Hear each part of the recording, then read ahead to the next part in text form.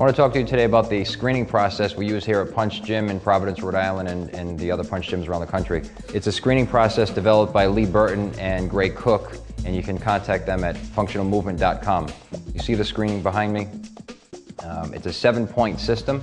7 points meaning 7 different movement patterns. You can score up to a 3 on each movement, which will give you a perfect score of 21. The idea of this for us here is I needed to put a value on people's movements. As I train instructors around the country, I want them to be aware of how their clients are moving before they pick up a kettlebell, before they even start training. It gives them a place to start and something to work on.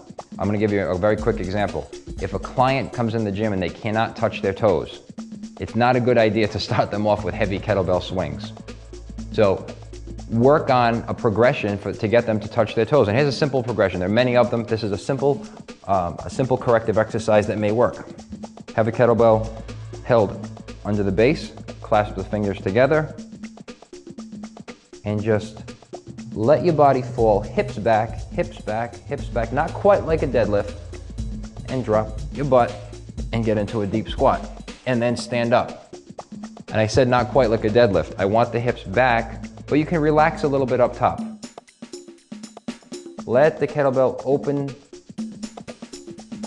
up those hamstrings, drop the shoulders toward the floor, drop your butt to the floor, and stand up. That's a very simple correction. You don't need a heavy weight to do it. It just gets the person moving.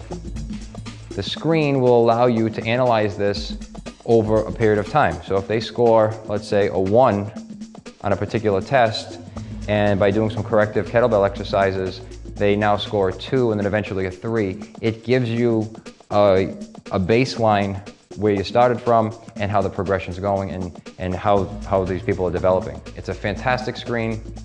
Like I said, we're using it at the Punch Gym here in Providence and around the country.